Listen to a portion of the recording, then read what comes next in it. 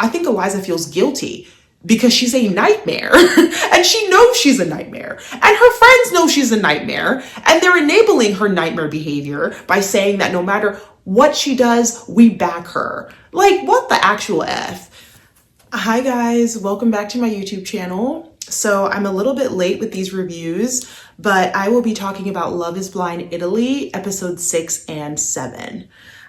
Okay, so let's just jump right in. So episode 6 starts off with Eliza and Alessandro, and they're basically going over to Eliza's apartment to pick up her dog. Eliza basically had her friend watch the dog while she was away for the show.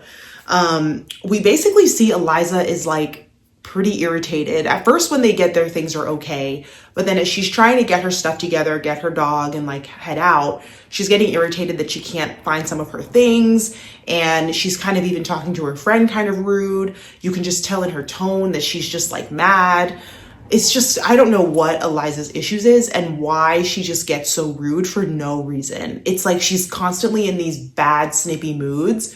Alessandro can clearly pick up on this. Eventually they leave. Eliza and Alessandro get into the car. Eliza's putting her dog in the car and Alessandro's asking if the dog can get up by himself to get in. Eliza responds and she's like, Eliza says, no, I'll put him in. I know how to handle my dog. Don't tell me what to do with my dog. She is so rude. Like, if I was Alessandro, I would just go ahead and leave because what is this about? And to think that you would have to deal with this attitude for like the rest of your life, God forbid. Like, could it be me? And it's unfortunate because Eliza's a good looking girl. And this is just a perfect example of like, even her being as attractive as she is, no man wants to put up with that. Like, I'm sorry, but I know why Eliza is single. She needs a special man, okay? A very special man to put up with this attitude. Like, it's too much. It's actually too much.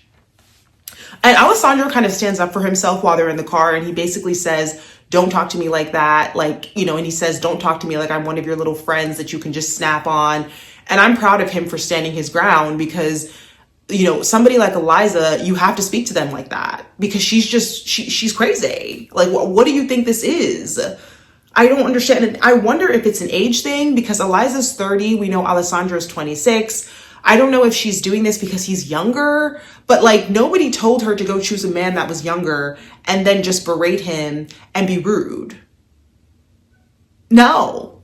Okay? No. Just no. Eliza, go to therapy because I don't know what man is going to put up with you. Okay? All right. Then we go back to Karen and Nicola. We see that they're having dinner and Nicola went into work and he was basically telling Karen that he missed her when he didn't see her. Karen is kind of like, if I'm being honest, like she's saying that he's not really as affectionate as she would like him to be. You know, he's not communicating with her as much as she would like. So she's starting to kind of doubt whether he's really as into her as he, you know, parades like he is. You know, Nicola says he's surprised to hear this and that if anything, he'll keep that in mind and like try and act better. And he basically says that like he hasn't found anybody else like her before and that their connection is like special and, you know, saying all these words of endearment. And I don't know about these two because I feel like there is compatibility, but then I wonder why Karen is almost feeling like Nicola is not being like, what's the word? Like he's not like almost like he's saying things, but then the actions aren't matching what he's saying. That's concerning to me because I feel like specifically with men, you never want to only listen to what they say. You definitely want to look at their actions because the actions will tell you exactly how they feel about you. So if Karen is picking up on some disingenuousness or something, right? I think she should pay attention to that. And it makes me wonder if how much Nicola is into Karen. I'm not sure. And Nicola to me is a very hard person to read.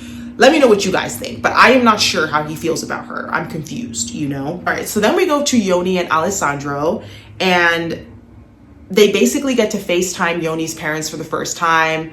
They're asking, you know, they're saying things and Yoni is translating to Alessandro exactly what the parents are saying. It seems like they took very well to Alessandro. They said that they were excited to meet him. And basically, Yoni's dad says that she wants a father-son relationship with Alessandro.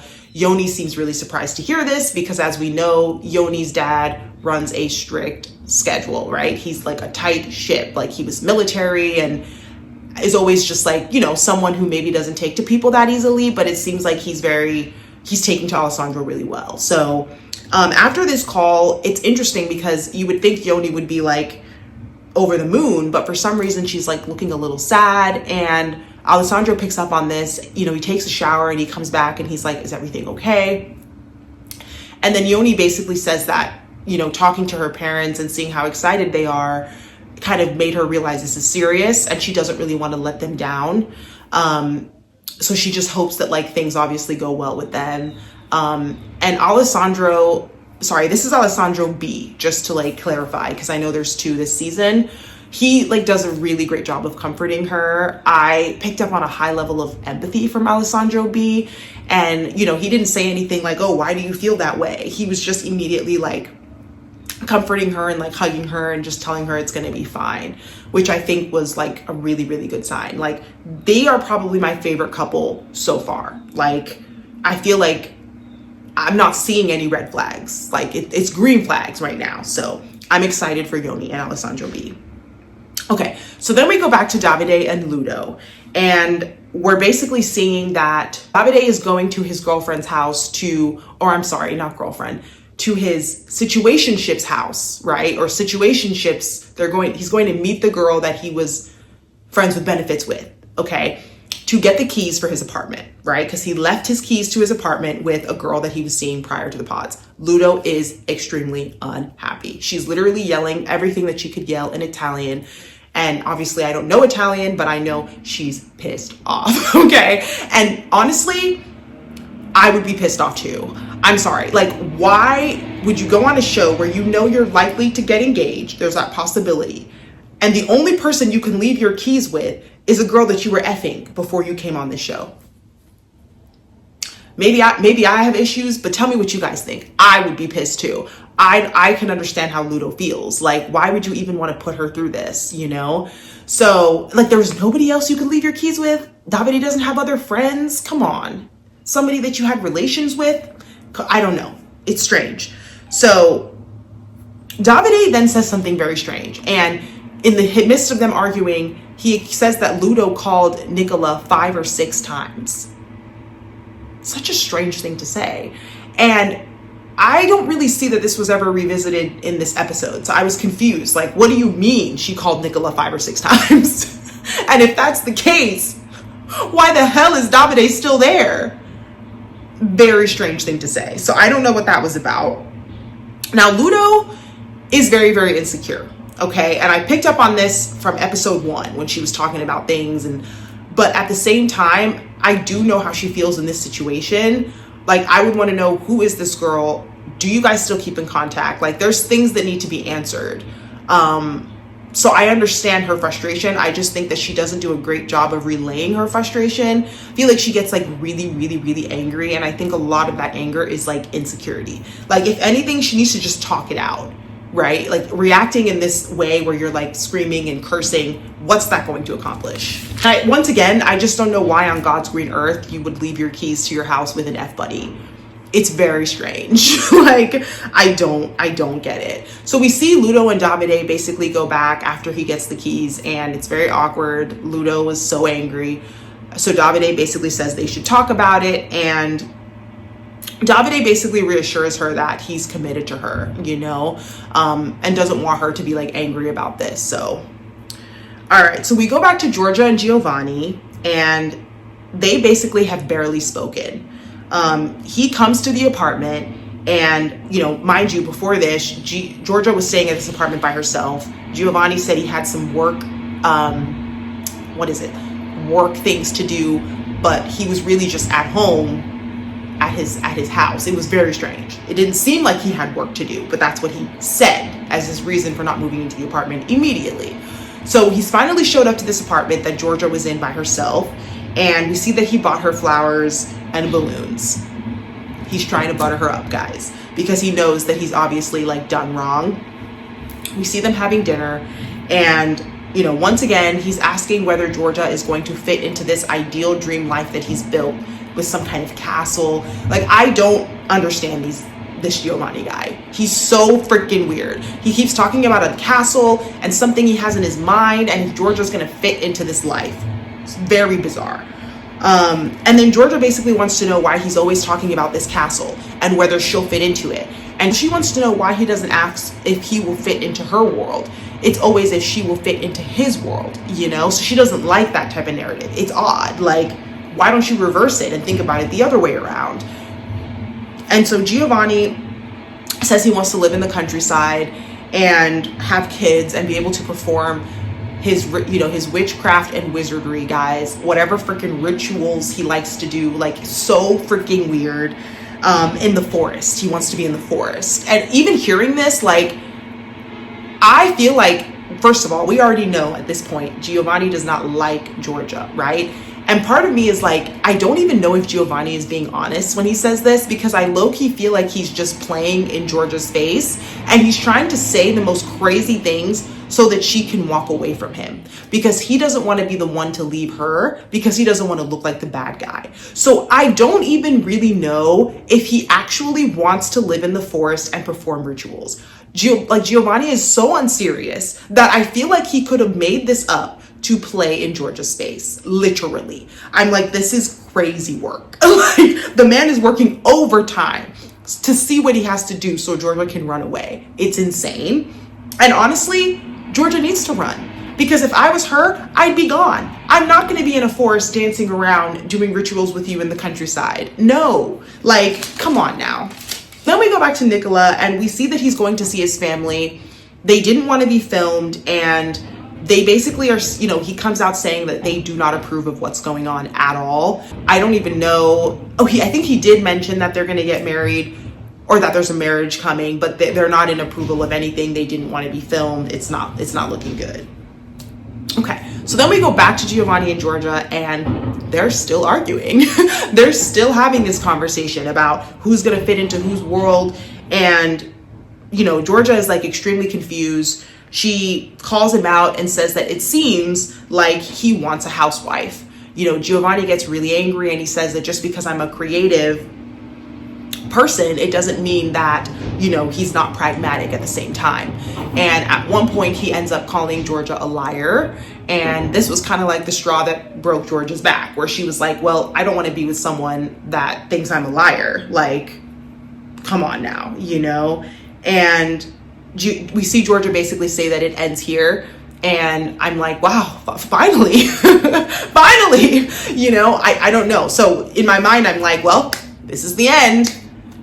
This is the end. Like, we're probably going to see something on the screen that says they've left the experiment, which I'm like, please, I hope this is the end, because it's too much. So we go to Parmi, and Parmi goes to see his family. He explains that there's going to be a wedding within a month, and his family is pretty open to meeting Gargana. They don't seem too worried the fact that she's not Indian. They seem open to that. Or that the timeline of how quick the wedding was probably the most worrying thing for his family, which is a fair thing to worry about. So Gargana goes to speak with her parents, who were raised in Bulgaria. And Gargana says that she met someone, but she doesn't discuss Parmi's ethnicity, and she doesn't even mention that there will be a wedding in a month. So Gargana went to her family to say absolutely nothing. Very strange behavior. Then we go back to Yoni and Alessandro, and Alessandro takes Yoni to the ice cream shop that he owns with his friend, and basically he asks his friend to be his best man in the upcoming wedding that they have. His friend says yes, and yeah, seems like he's pretty excited. Okay, so we go back to Giovanni and Georgia, and basically it seems like they've somewhat made up. They're like on the couch cuddling, talking about how they need to like have fights that are less like disruptive, and like they need to talk to each other better. And then, you know, Giovanni jokes and says that maybe in 3 to 4 years they'll actually have like a good sex life. And I'm like, wow, these two have not decided to call it quits yet. That's great. Like, why did I think that Georgia was done when she said she was done? Like, it's crazy. So it seems like they've made up, and they're gonna, you know, continue whatever this mess is. So then we go back to Yoni and Alessandro. He's basically asking her why she doesn't want to live in Korea. And I'm like, what kind of question is that? I'm like, and so basically Yoni explains that she doesn't really fit into Korea and that she's lived in Italy long enough. Like she probably feels more Italian than she does Korean at this point. I'm like, what do you mean? Why doesn't she want to live in Korea?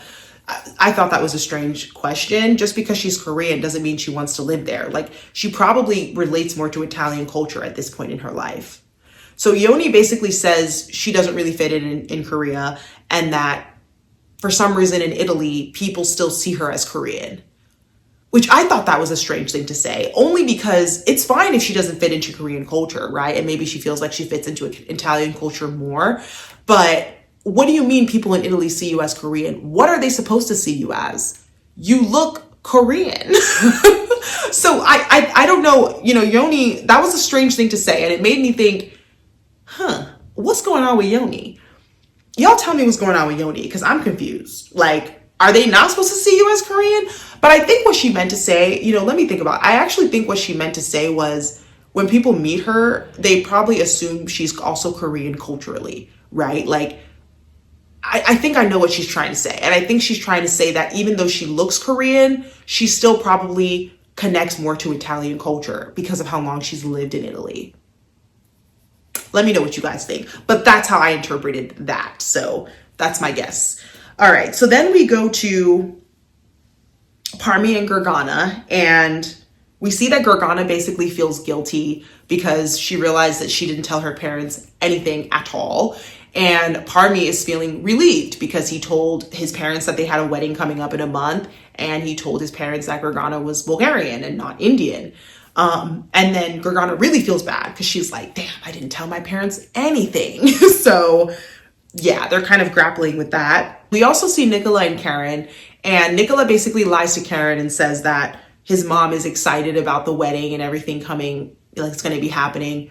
That's a lie, because he didn't tell them about anything that was going to happen, basically. So, I don't know why he's lying, but that's what Nicola's doing. So then we go back to Alessandro and Eliza, and we see that Alessandro meets her friends for the first time.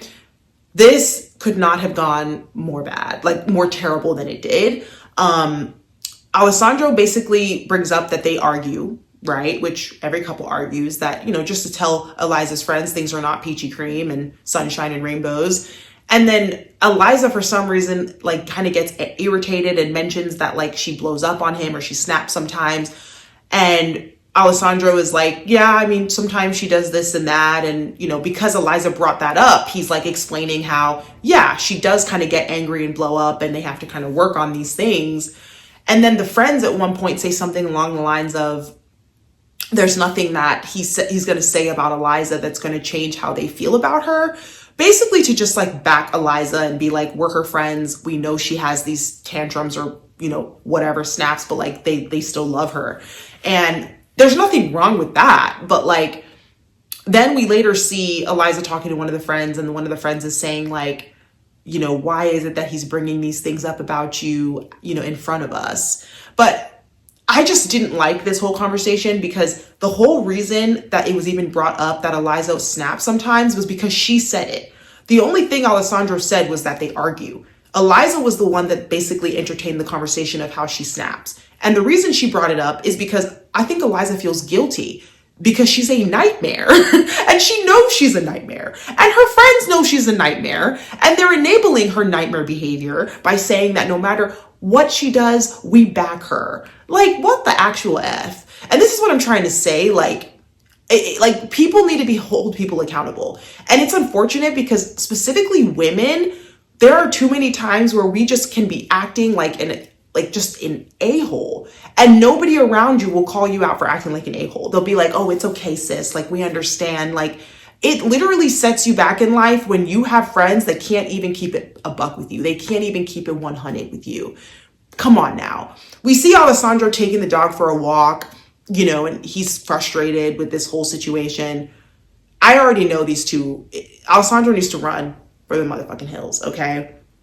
Okay, and that's basically the end of episode 6. Okay, so now we have episode 7, and this episode begins with Eliza and Alessandro, and we see them together, and they have decided that they still want to try to make this relationship work. They don't want to like give up yet, basically. Okay, so then we go to Ludo and Davide, and they are in bed, but aren't sleeping together. So we see that Ludo isn't really happy about this. Like, it seems like they're not having sex, and she does still think that they're compatible, but Davide basically says that it's because he's stressed out with everything that's going on, and sometimes the way that Ludo responds to things makes me even more stressed. And in my mind, I'm like, I personally don't think that Davide is that into Ludo.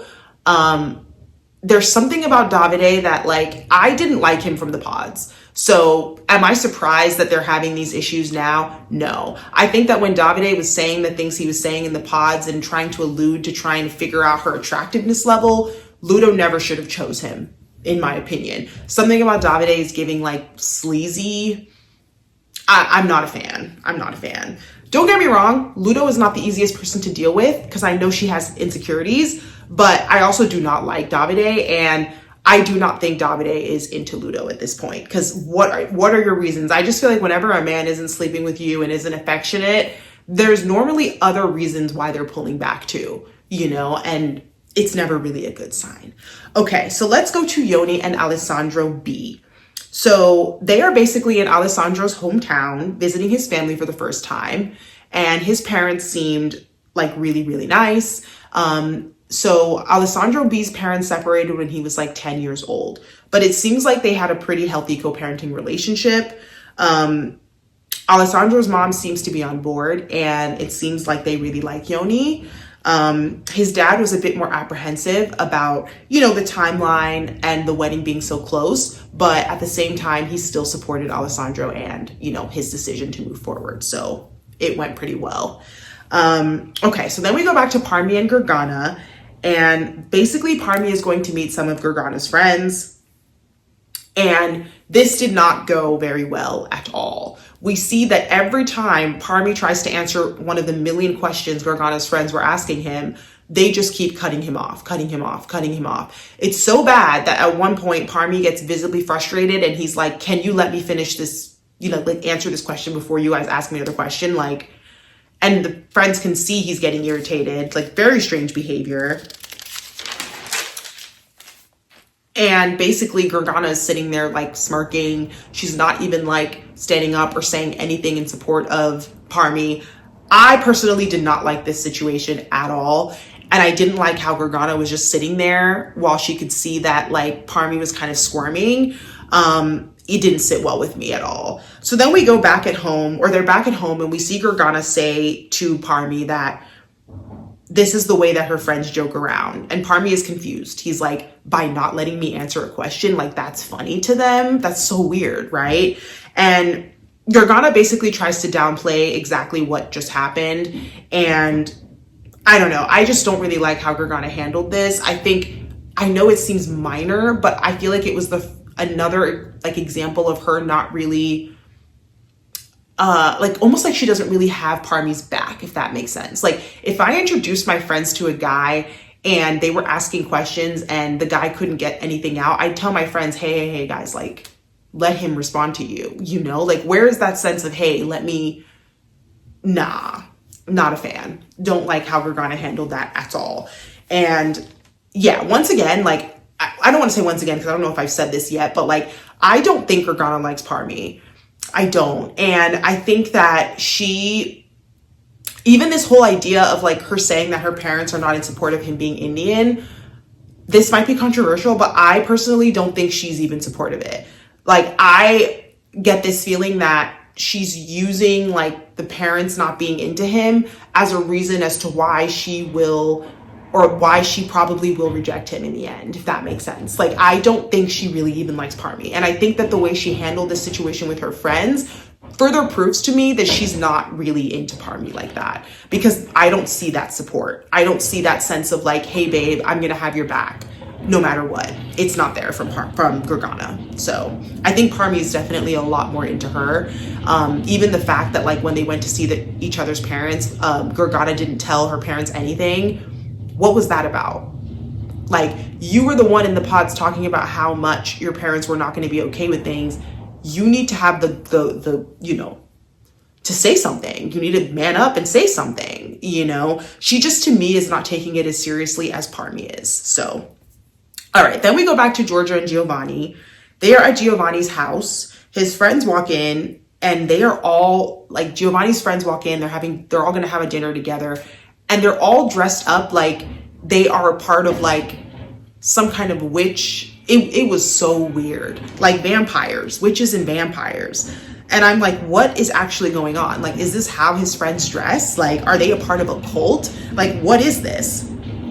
So Giovanni is there, like they're all eating, and, you know, Georgia got along really well with his friends. At one point they talk about sex, and, you know, the friends are joking and talking about how Georgia feels about sex, and they talk about how Giovanni feels a little bit differently, but it seems like the friends are in more support of how Georgia feels about, like, having a sex life and sex being important in, like, marriage and all these things. And basically, you know, it seems like the friends took to Georgia really well. And, you know, Georgia even jokes after dinner with Giovanni and says, you know, why does it seem like your friends like me more than they like you? You know, so the dinner went pretty well, right? In Georgia's mind, she's like, you know, I could easily see myself fitting into your world. It seems like Giovanni is the only one that has issues with Georgia fitting into his world. Strange, you know? So they talk after dinner, and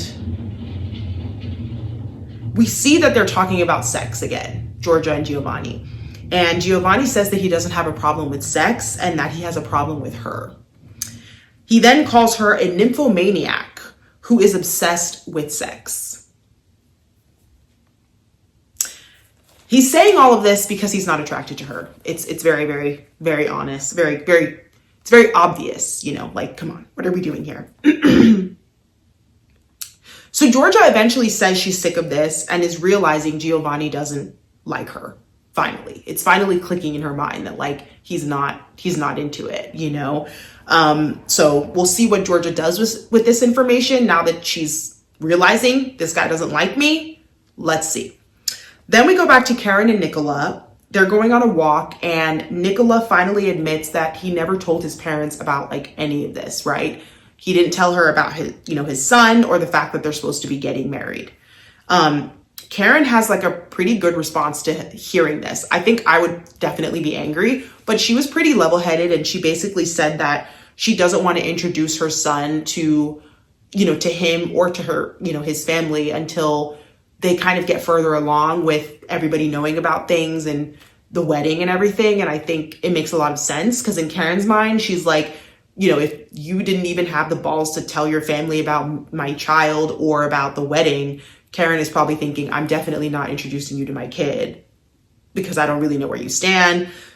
She didn't really seem angry. She just had, like, a very calm response. And I really liked how Karen handled that, because in her mind, she's like, well, you know, it's fine, but, you know, I'm not really gonna continue to bring you into my life until you're more sure, basically. Then we go back to Parmi, and we see that he's meeting with Alessandro, and they're having a conversation. Alessandro tells Parmi that he's not as excited to, you know, marry, like, Eliza as he was when they first met and, you know, at the honeymoon. We see a flashback to the night before where Alessandro and Eliza are having another argument, guys. Like, it's crazy, you know? Yeah, and Parmi tries to give him words of encouragement, but in my head, I'm like, Alessandro needs to just run for the hills. Okay, we then go to Georgia, and we see that she's not at Giovanni's house, and she left that night to go stay at a hotel after their conversation and everything that happened. Georgia is basically saying that it's done, and he is acting, Georgia is basically saying that it's done, and Giovanni is, like, pretending to be offended by this. He says that he doesn't like that he opened his house to her and she decided to just leave and go to a hotel, and that he thought that it was rude. Whatever. Georgia's like, whatever. Basically, they end the relationship, and I'm like, thank Lord Jesus. Thank God this is over. So finally, like, they're done. They're calling it quits. Giovanni basically did everything he could do to push Georgia away, and it worked, guys. So I'm sure he's feeling happy about that. I want to say I feel bad for Georgia, but everybody was telling her in the pods not to choose this man. So I knew this is how it would end. I didn't think it would take this long. This is episode, what, 7? I'm surprised that they made it this far. So they tried. Okay, then we go to Ludo and Davide, and we see that they're in Naples and they're meeting Ludo's parents for the first time. It was a bit awkward at first, I think, because Ludo doesn't have a very close relationship with her parents. I believe she was raised mostly by her grandparents, but it seemed like it went okay for the most part. Okay, then we go back to Eliza and Alessandro, and Alessandro says he's not comfortable meeting Eliza's dad.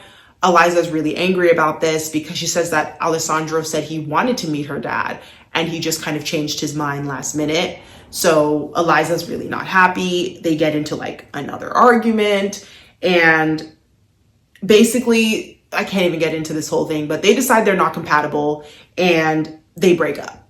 And I'm like, thank God.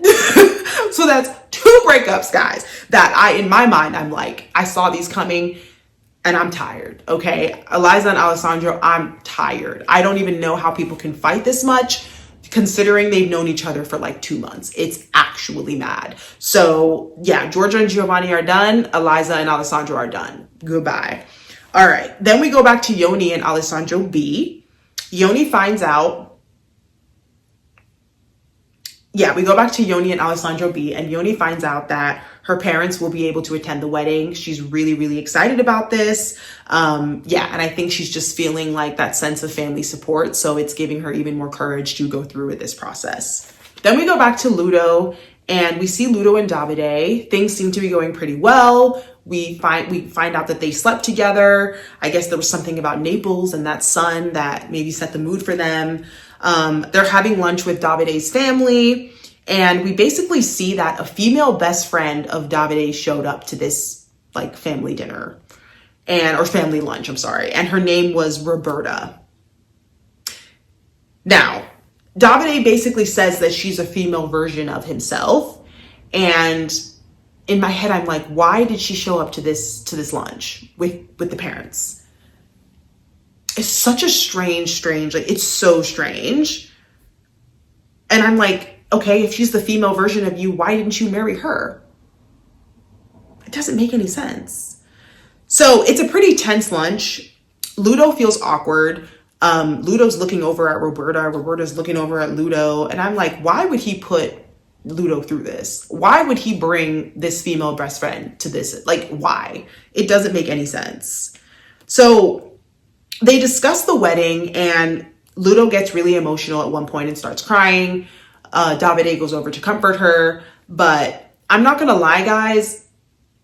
I mean, the whole thing with leaving your keys with your female best friend, that's one thing.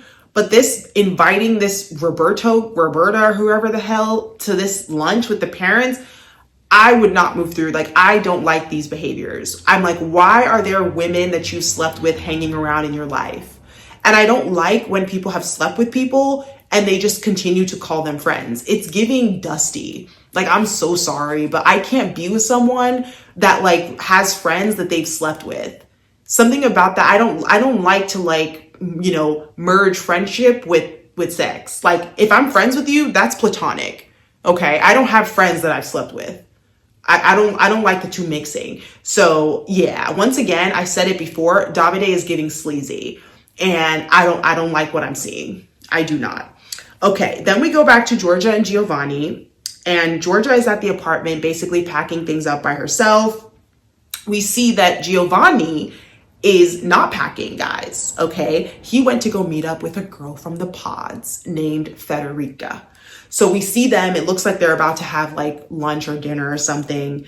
And I'm like, damn.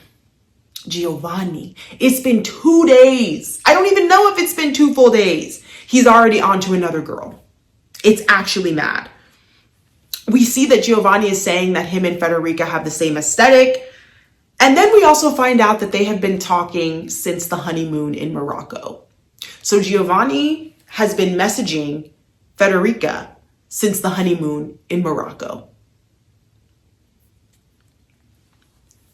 Dusty behavior. Am I surprised? No. But dusty behavior. Like, come on. He was never serious about Giorgia. Everything he was doing, he was playing in her face, as I said. it's crazy, you know? Okay, so that's the end of episode 7. Please like, comment, and subscribe, guys. Let me know what you think. I'd love to hear your comments and opinions down below. I will be reviewing the next coming episodes and the reunion as well. Thank you guys for watching. Bye.